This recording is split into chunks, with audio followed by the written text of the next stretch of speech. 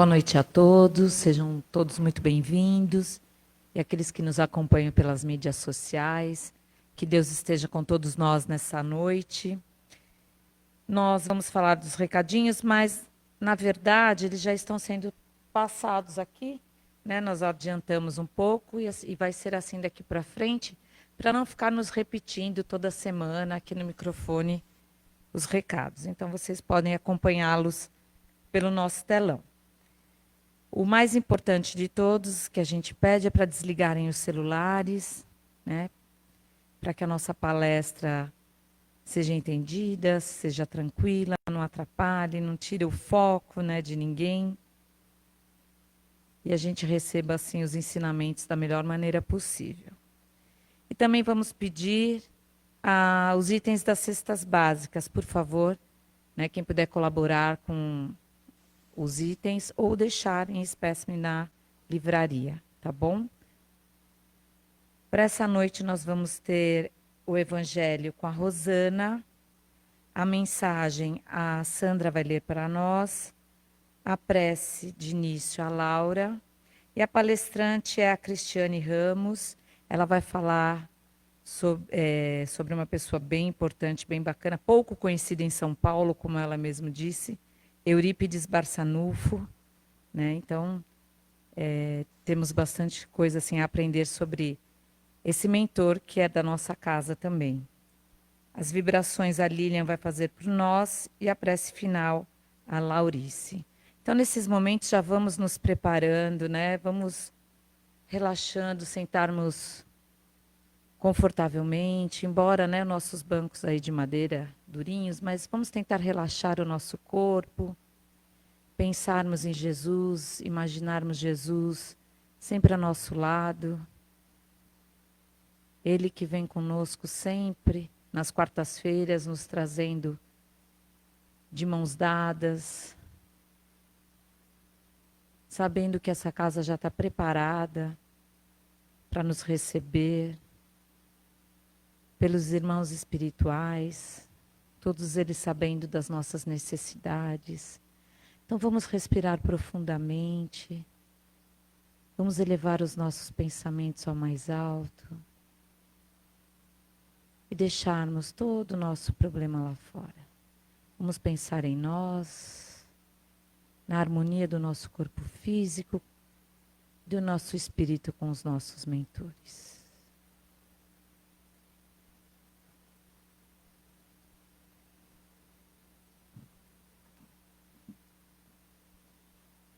Boa noite a todos.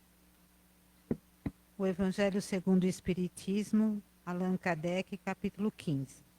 A caridade segundo São Paulo. Se eu falar as línguas dos homens e a dos anjos, e não tiver caridade, sou como o metal que soa, ou como o sino que tine.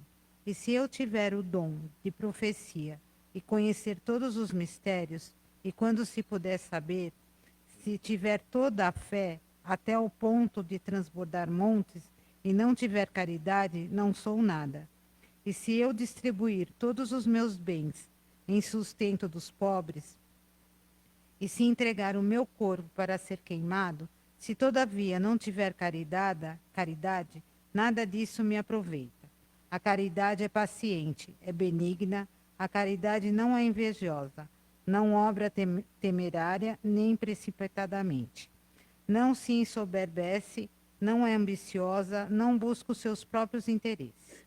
Não se irrita, não suspeita mal, não folga com a justiça, mas folga com a verdade. Tudo tolera, tudo crê, tudo espera, tudo sofre. A caridade nunca jamais há de se acabar, ou deixe de ter lugar as profecias, ou cessem as línguas, ou seja abolida a ciência. Muito obrigada.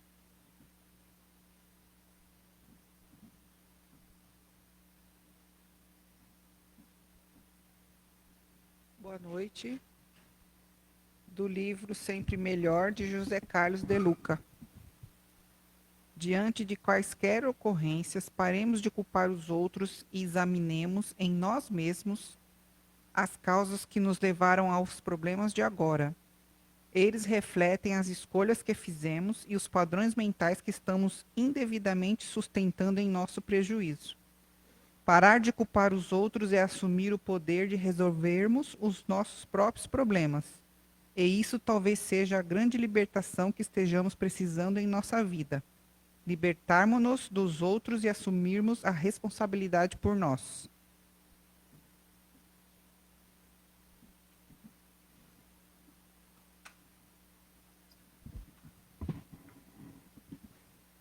Nós já desconectados com Jesus, vamos cerrando os nossos olhos, acomodando confortavelmente em nossas cadeiras, sentindo a nossa respiração.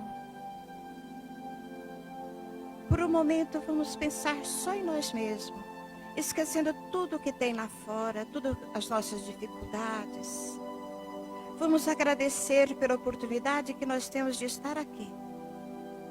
E vamos nos conectar com esse Deus maravilhoso, com essa casa de paz e amor que tanta luz nos traz, para que nós possamos conectar também com as palavras da nossa palestrante, envolvendo-a com muito amor, e nós também nos envolvendo, para que nós possamos sair daqui com mais conhecimento, com mais aprendizado, e que essa luz nós possamos levar para todos os locais onde estivermos. Que Deus nos abençoe e faça de nós, faça dessa noite um momento nosso, um momento único, um momento de aprendizado. Que Deus nos abençoe, que assim seja, graças a Deus.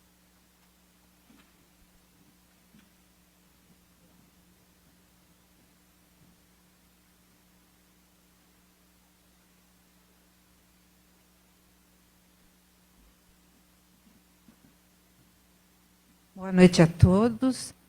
Que Jesus nos ampare e o espírito do nobre professor Eurípides Barçanufo facilite as nossas palavras.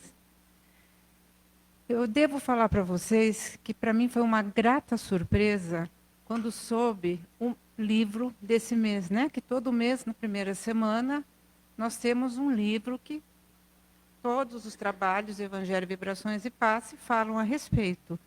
E, se eu não estou enganada, foi Os Lindos Casos de Bezerra de Menezes, não é?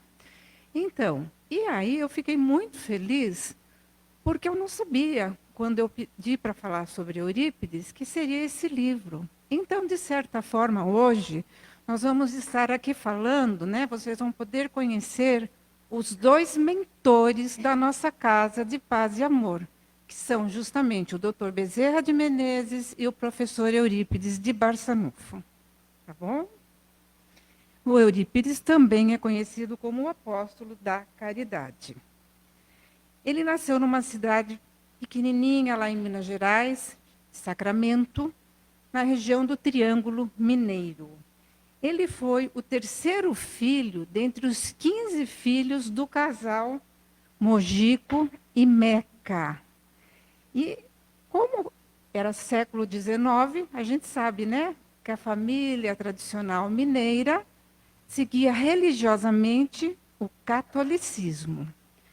A família de Eurípides, naquela época, tinha uma situação financeira não muito boa, né?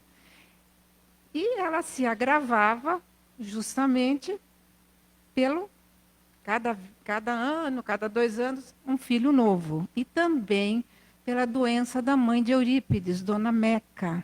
A Dona Meca, depois do primeiro filho, ela foi acometida por uns desmaios, umas crises, que ninguém conseguia curá-la. Ela passou por vários médicos, vários medicamentos, e ela tinha, quando ela passava algum desgosto, alguma contrariedade, alguma coisa que, assim, deixasse preocupada, ela tinha esses ataques, não é? Eurípides, então, nascera franzino, crescia mal nutrido e, consequentemente, enfermiço, porque a alimentação ordinária, a alimentação do dia a dia da família, não era uma alimentação muito adequada, né? E talvez por esse motivo a Dona Meca, sua mãe, não é, tenha se afeiçoado tanto ao menino. Mesmo porque, desde muito pequenininho, ele era uma criança invulgar. ele tinha alguns diferenciais. Ele gostava muito de estar sempre próximo aos espíritos, né? Não vamos dizer aos espíritos, né? Ele gostava muito de estar próximo àquelas pessoas que sofriam, aquelas pessoas que estavam doentes. Tanto é que quando a mãe ia fazer visita a algum conhecido doente, lá ia o menino. E quando ele sabia de alguma outra pessoa que estava necessitada, tinha alguma doença, ele também conclamava a mãe para que o levasse para essas visitas. E assim, com as alegrias da própria idade, da infância, ele descontraía um pouco aquelas pessoas, né? E tinha mais uma coisa, se ele soubesse que aquela pessoa gostava doce de mamão, naquela época tinha muito, né, lá em Minas Gerais, doce de banana, qualquer doce, ele fazia com que a dona Meca fizesse esse doce para que ele pudesse levar para essas pessoas que eles iam visitar. Ele iniciou os seus estudos em Sacramento, no grupo escolar, e aprendeu com muita facilidade a ler e contar. E desde então, nunca mais ele largou a companhia luminescente dos livros. Então, a família, como estava numa situação financeira muito difícil, recebeu um convite para que fosse trabalhar justamente aqui na estação de Cipó. A estação de Cipó fazia parte da Companhia Mogiana das Estradas de Ferro. Só que ela ficava a uma distância de 14 quilômetros da cidade de Sacramento e era considerado, naquela época, uma região meio que insalubre, porque não se tinha aquela vigilância sanitária, muitas daquelas doenças, aquelas seções, né, que nem malária, essas coisas, eles não sabiam nem como intervir. E ali, nessa estação, ela ficava muito próxima do Rio Grande, que é aquele rio que faz a divisa entre São Paulo e Minas Gerais. Então, foram para lá em vistas de uma melhoria financeira. Mas, enquanto estiveram lá, Eurípides teve malária e o senhor Mojico teve também beriberi. Chegando lá, Eurípides já sabia que não teria escolas. Ali não tinha escolas, não é? Então, nas suas horas vagas, ele continuou o seu estudo com o pai. Por que eu falo nas suas horas vagas? Porque ele, naquela coisa de querer auxiliar os pais na parte financeira, ele se ocupava, primeiro, de auxiliar o pai ali no balcão da estação, que tinha uma mercearia. Depois, quando as pessoas vinham de longe a cavalo para fazer compras, ele corria lá para pegar o animal, colocar no lugar adequado.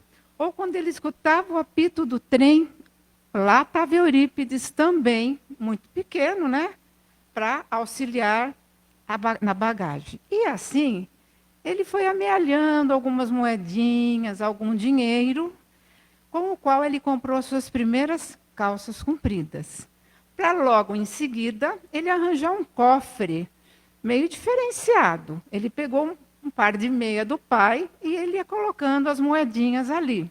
Até que, uma determinada hora, ele chega com essas moedas e ele entrega para a mãe dele com a recomendação de que a mãe guardasse aquele dinheiro para quando não tivesse, não é, o dinheiro necessário para a compra do pão. E assim eles ficaram de 2 a 3 anos, mais ou menos, nessa região. Quando o seu Mojico teve o beriberi, eles retornam a Sacramento para ele se cuidar, não é? E aí, quando Eurípides chega lá, para surpresa dele, existe uma escola nova lá, que é o Colégio Miranda. Aqui a gente vai falar rapidinho do Colégio Miranda, só para que vocês tenham uma ideia da educação que Eurípides recebeu, não é? O Colégio Miranda, quando fala do Colégio Miranda, a gente relaciona e lembra muito do Educandário do Caraça. Não sei se algum de vocês já ouviu falar. O Educandário do Caraça ficava ali em Minas Gerais, perto de Ouro Preto. Foi uma das escolas mais famosas de Minas Gerais. Naquela época, vinham pessoas de todos os lugares estudarem ali. Ela era um colégio interno, quem cuidava eram os padres lazaristas, né? Lazaristas se fala. E de lá passaram 11 mil alunos e saíram vários políticos importantes aqui da nossa história, como também tivemos 2 presidentes do Brasil que saíram de lá. Um foi o Afonso Pena. E o professor Miranda saiu de lá do Caraça e veio montar uma escola em Sacramento. Para pensar um pouquinho, não é? Sacramento hoje tem 26 mil habitantes. Imagina quanto que tinha na época de Eurípides, não é? Então, algumas pessoas dizem que justamente o professor Miranda veio para Sacramento justamente para, assim, seria a estada dele condicionada à formação de Eurípides. E assim que Eurípides chegou de volta a Sacramento, ele foi estudar no Colégio Miranda, se destacou muito rapidamente, passou a ajudar os colegas que tinham mais dificuldade, e assim ele foi fazendo todo o curso, não é? E ele aprendeu, eram matérias extracurriculares, porque quando o professor Miranda veio, ele trouxe algumas outras pessoas de lá, ele trouxe uma elite de intelectuais. E ele aprendeu a falar e escrever fluentemente francês e latim, como aprendeu a língua portuguesa e ciências. Só que as ciências que ele aprendeu naquela época eram as ciências também assim, na prática. Eles dissecavam animais, na botânica, eles viam a plantinha crescer. Um método de ensino muito avançado para a época. Passado um tempo, o professor Miranda chama o pai de Eurípides para que ele fosse lá conversar, que ele queria conversar com o seu Mogico. Qualquer um de nós, né, na idade de Eurípides, que naquela época ele tinha uns 21 anos, ficaria assim, nossa, o que será que meu filho fez, né? O que está acontecendo? E seu Mogico chega até lá, e quando ele chega lá, o professor Miranda não se cansa de enfatizar as qualidades de Eurípides, né? Falando assim que ele era um excelente aluno, que a estada dele no colégio tinha sido exemplar, mas que o Colégio Miranda não tinha mais nada a ensinar para Eurípides. Que tudo que o colégio poderia ter ensinado para Eurípides, ele já tinha aprendido. E logo em seguida, o professor Miranda vai embora de Sacramento. Aí a gente fica, não é, com aquela... Por que será que o professor Miranda saiu de lá do Caraça, né, e veio para Sacramento? Algum motivo tinha. Que a gente sabe que, pois a gente vai ver na história de Eurípides, que ele realmente era um espírito missionário. Bom, naquela época, o pai de Eurípides já tinha uma condição financeira um tanto melhor. Então, ele resolveu levar o menino para o Rio de Janeiro, porque o sonho de Eurípides sempre fora fazer medicina, sempre com o pensamento voltado para a cura da sua mãezinha. Então, eles foram para o Rio de Janeiro. Chegando lá, Eurípides se matriculou no curso preparatório para medicina, arranjaram um emprego para que ele pudesse ter como se custear enquanto lá estivesse, um local para que ele ficasse, voltaram para Sacramento.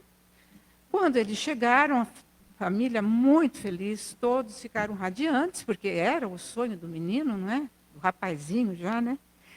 E aí, passado o tempo, quando estava para voltar, quando ele ia definitivamente para o Rio de Janeiro, para começar o curso, Dona Meca, na véspera, estava arrumando sua mala, quando ela teve um de seus ataques.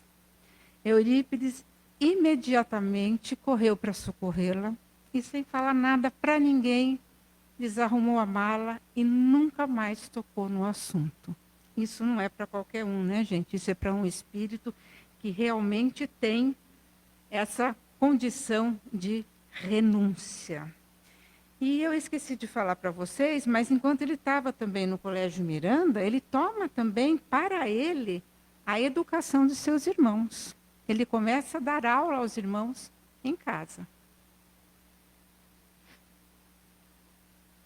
Passado esse momento, né, que ele então resolve ficar em Sacramento, ele passa para uma outra fase. Mas antes da gente chegar nessa outra fase, que a gente vai falar do Liceu Sacramentano, eu só queria lembrar para vocês que durante todo esse período que a gente falou da vida de Eurípides, ele sempre cumprira com os deveres religiosos. Ele era daqueles católicos que estava todos os dias na igreja, com o vigário, junto ao altar-mor, e foi o cofundador da Irmandade de São Vicente de Paula. Todos achavam que Eurípides ia ser o próximo vigário da cidade. Ele era daqueles católicos fervorosos. Daí por diante, a gente pode afirmar na formação de Eurípides um importante processo de autodidata, né? que eu colocaria num plano muito avançado, no magistério, no jornalismo, na tribuna. Ele foi vereador da cidade de Sacramento de 1907 a 1912. Em 1910, ele pediu o afastamento, não deixaram que ele se afastasse. Então, ele ficou até 1912, e naquela época, para uma cidadezinha interiorana extremamente pequena, ele trouxe muitos benefícios. Ele criou uma usina hidrelétrica, uma ferrovia, fez a canalização da água, um cemitério e um matadouro. Tá? E também ele se destacou muito nas artes. Ele criou um jornal, ele criava, sim, peças de teatro, trazia peças de teatro muito renomadas para que os alunos, né, que a gente já vai ver do Liceu Sacramentano, ou mesmo quando ele era aluno, para que eles pudessem, então, desempenhar todas essas peças que ele trazia. Tá? Então, aí ele foi convidado para montar o Liceu Sacramentano, que era uma igreja, que era uma escola também muito moderna, né? Ele foi o idealizador e mestre do Liceu Sacramentano, inovando toda a parte de ensino na arte científica de educar, tá? Ele assim foi professor durante 22 anos aqui no Liceu Sacramentano. E ele, assim, trouxe muitas inovações, era muito querido pelos alunos, as aulas dele eram bem diferenciadas, e assim ele foi seguindo. Até aí a gente falou, então, do professor Eurípides Barçanufo. Ele tinha um tio, irmão da mãe dele, Mariano da Cunha, tio senhor, carinhosamente chamado, que trabalhava numa fazenda, a fazenda de Santa Maria, que também era a uns 14 quilômetros de Sacramento. E lá começaram a acontecer algumas coisas que começou a assustar a população. Eram trabalhadores rurais, muito rudes, camponeses, né? Então começaram a subios, a aparecer de um canto, pancadas de outro, nas cumieiras se faziam uns ventos, todos diferentes, e eles ficaram meio alarmados. E o seu Mariano se dizia materialista, mas desde muito jovem, desde criança, ele comentava que ele via almas penadas. Então foram pedir auxílio a uma outra pessoa que estava ali naquela região, a Peiró, que já era já conhecia um pouco mais a doutrina espírita, e ali eles montaram um centro espírita, que a gente já vai ver aqui, que é o Centro Espírita Fé e Amor, tá? A gente já volta aqui para ele. E ele vivia conversando com Eurípides, tentando que Eurípides pelo menos tomasse conhecimento da doutrina dos espíritos, mas Eurípides não queria saber. Com muita educação, ele sempre se esquivava. E como o tio Mariano era uma pessoa muito simples, ele não tinha como argumentar com Eurípides. Até que um determinado dia, ele vai fazer alguma compra em Sacramento, e quando ele ia para Sacramento, ele pernoitava na casa da irmã, da dona Meca.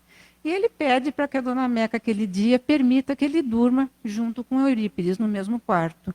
E ele traz de presente para Eurípides justamente esse livro, Depois da Morte, que é do filósofo espírita Leon Denis. Dá a Eurípides e fala para ele que gostaria que lesse. Eurípides vai deitar E a noite todinha, com aquela luz da lamparina, que não tinha ainda luz elétrica, não é? Ele passou a noite inteira lendo esse livro. E pela manhã, quando o tio acordou, ele estava lá lendo ainda. E aí ele fala para o tio, né? Muito obrigada, meu tio. Isso é um monumento. E o tio traz, justamente porque como ele não conseguia argumentar, e ele fala, né? O que eu não posso explicar a você, esse livro vai fazer. E parece que, de fato, isso acendeu alguma curiosidade na vida de Eurípides. Porque Eurípides tinha ganhado uma Bíblia no vigário da cidade, coisa que nenhum dos leigos, né, tinham acesso. Era só para o clero a Bíblia, mesmo porque ela era em latim. Ele ganhou essa Bíblia e um dia ele pergunta para o vigário que assim, ele não tinha entendido as bem-aventuranças, se o vigário poderia lhe explicar. E aquelas coisas da Igreja Católica, sem crítica nenhuma, não é? Mas a Igreja Católica tem dogmas que são ditos como verdades e não tem explicação. É vontade de Deus e ponto, não é? E o vigário não respondeu a Eurípides. E Eurípides ficou com aquilo na cabeça, sobre as bem-aventuranças, tá?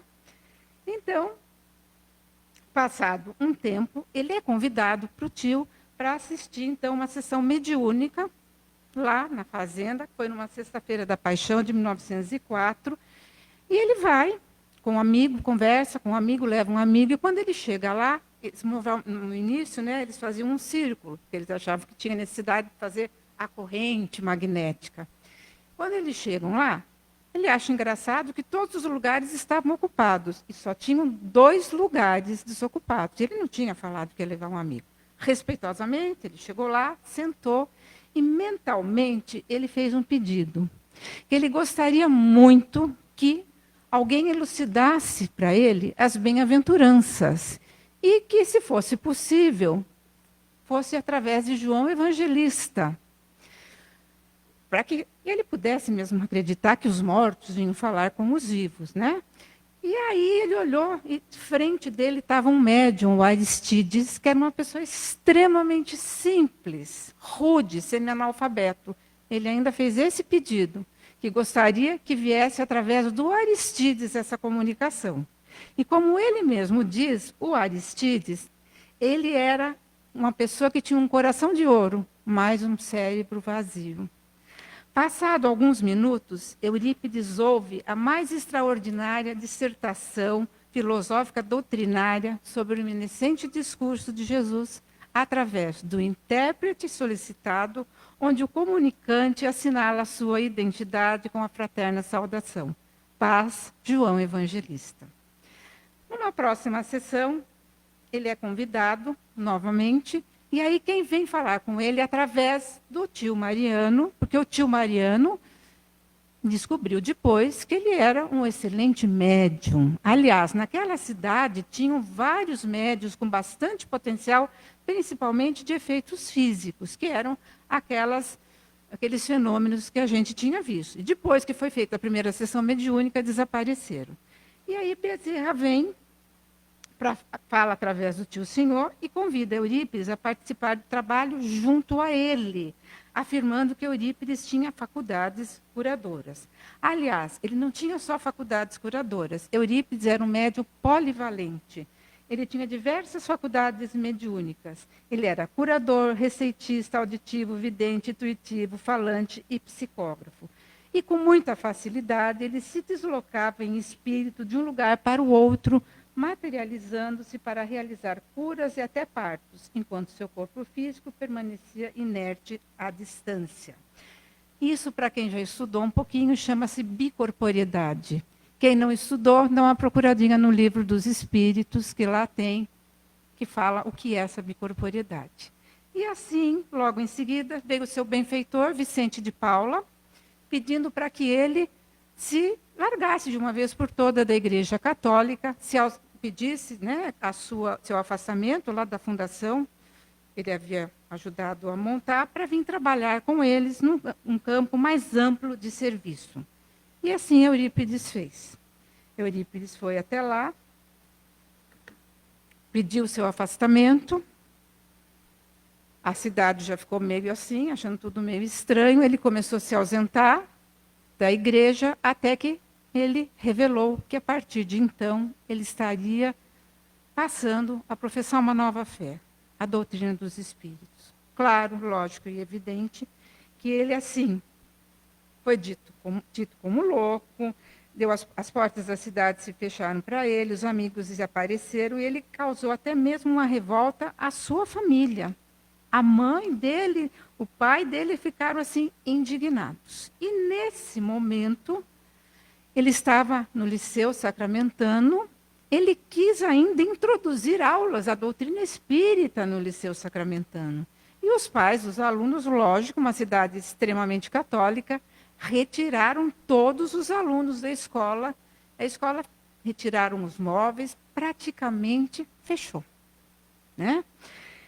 Então, diante disso, depois eu volto para falar para vocês um pouquinho da farmácia. Ele, num certo dia, estava numa tristeza muito grande ali entre os móveis que sobraram do Liceu Sacramentano, no vazio das salas de aula, e ele se coloca a chorar, num silêncio, e entra numa ardorosa prece. E ele sente uma vontade de escrever. E ele sente também um magnetismo muito leve, muito suave. Nesse momento, ele começa a escrever, mas ele logo para, porque ele fala, não é possível. Eu não sou merecedor, né, dessa entidade que está querendo escrever. Larga o lápis e fala, não, isso é um embuste, não pode ser.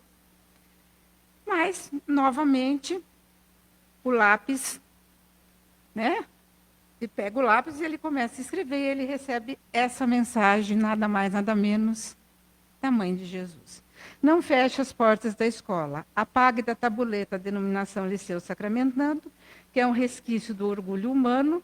Em substituição, coloque o nome Colégio Allan Kardec, ensine o Evangelho do meu filho às quartas-feiras, e institua um curso de astronomia. Acobertarei o Colégio Allan Kardec sobre o manto do meu amor. E assim ele faz. E no dia 31 de janeiro de 1907, ele inaugura o Colégio Allan Kardec, que existe até hoje, viu, gente, lá em Sacramento. E, assim, com um método também extremamente novo, aqui são a primeira turma de alunos, um método extremamente novo de ensino, onde ele começa a dar astronomia, as aulas de francês, aula de higiene pessoal, educação física, e nas quartas-feiras, todos os dias, às 11h30, meio-dia, ele começava a ensinar da aula do Evangelho segundo o Espiritismo. Já tinha, claro, a aula do Evangelho segundo o Espiritismo. E um fato muito interessante acontecia. A cidade inteira escutava a voz dele, por um processo de fonação mecânica.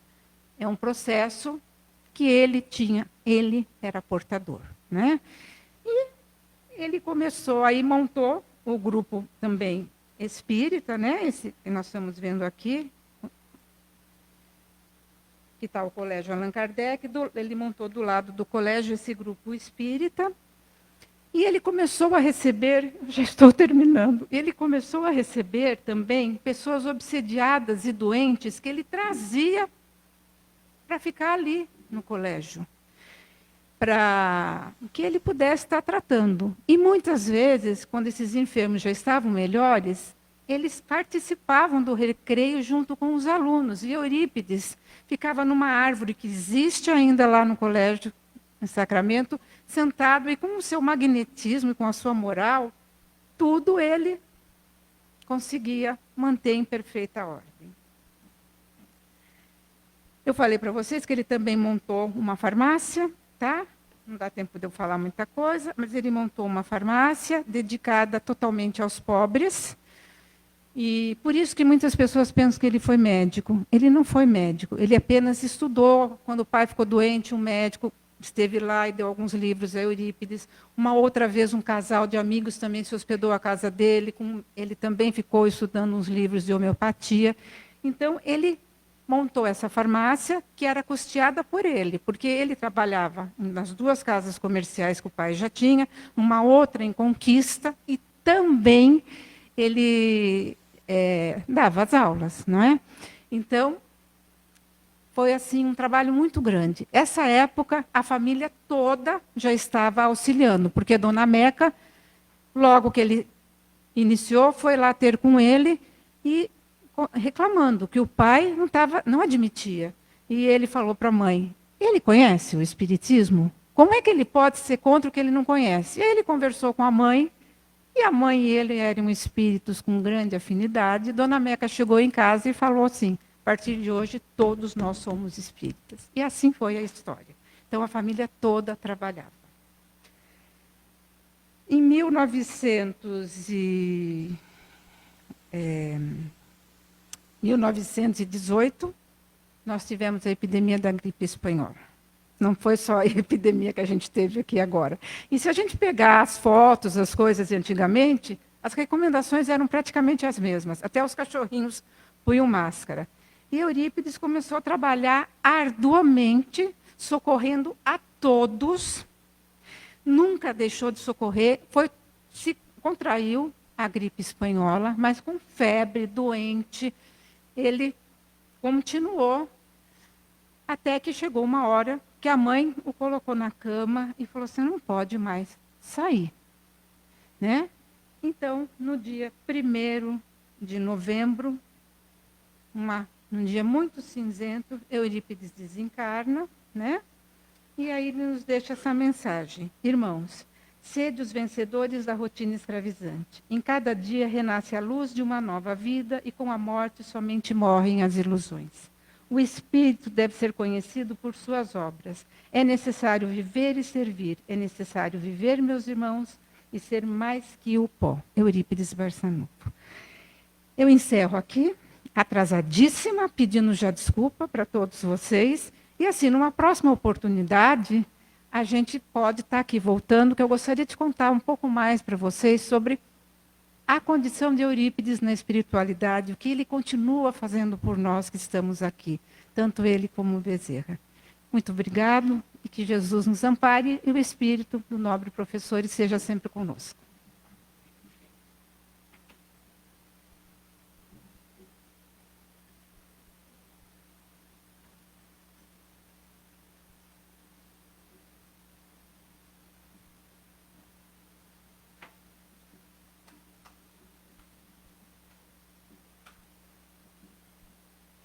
Então, queridos irmãos, vamos aproveitar nesse instante esse campo energético que se formou aqui, com a luz de Eurípides, o tio Eurípides.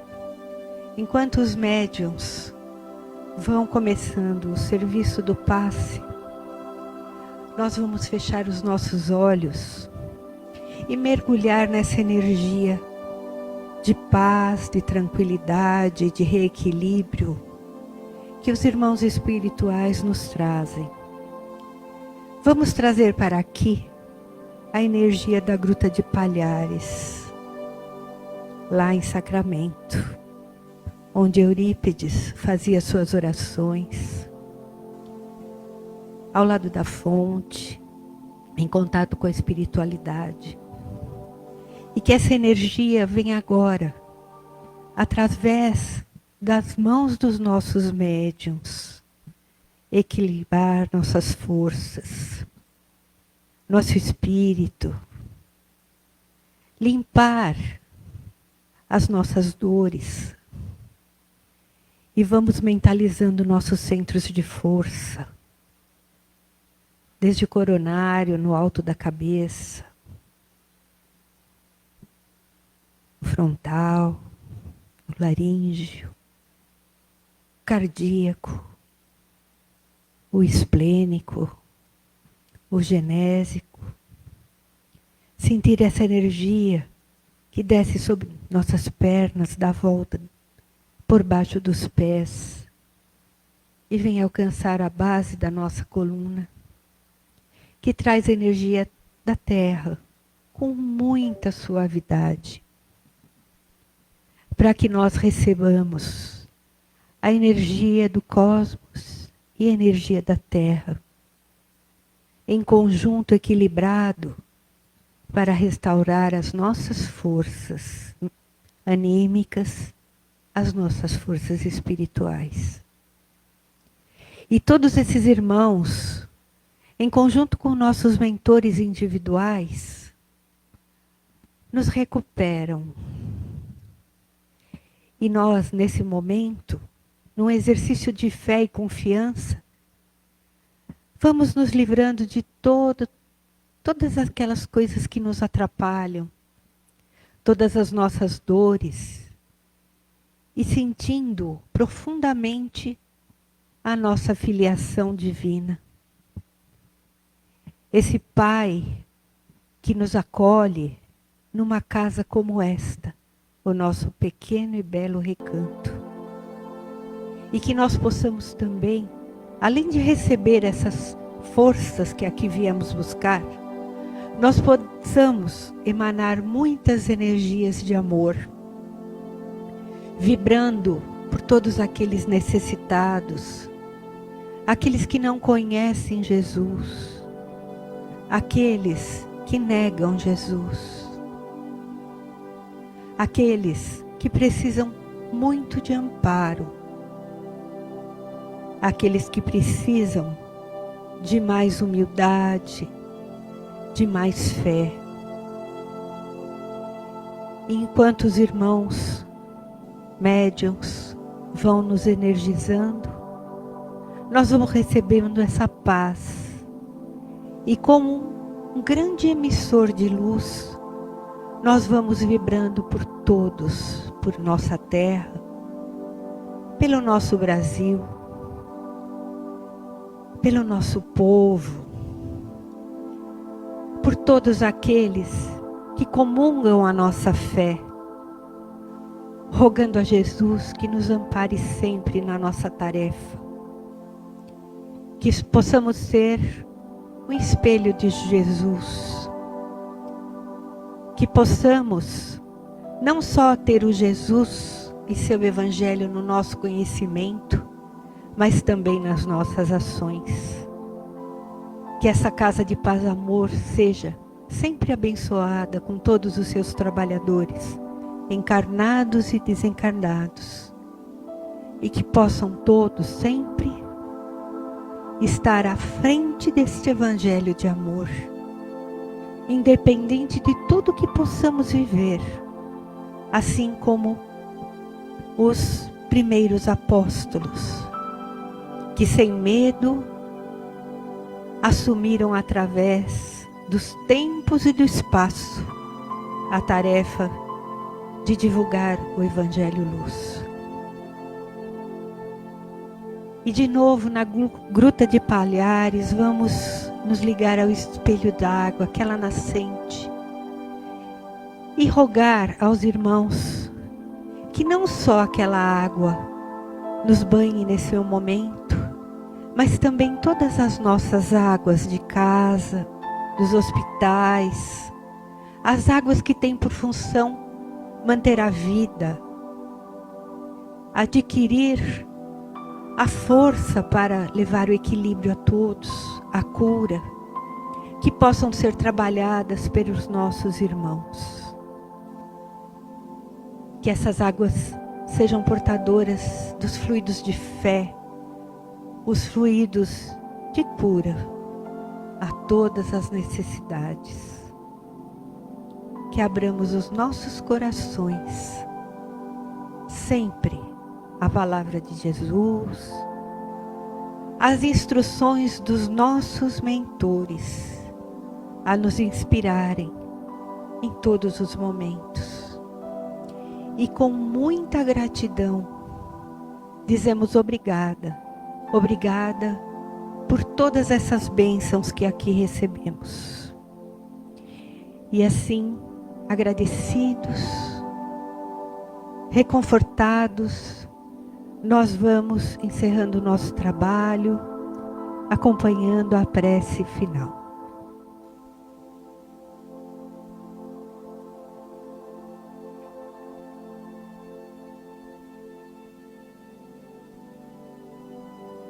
Pai amado, Mestre Jesus, Mãe Maria, e a todas a espiritualidade amiga, esses teus emissários, Senhor, que tanto trabalham na tua seara.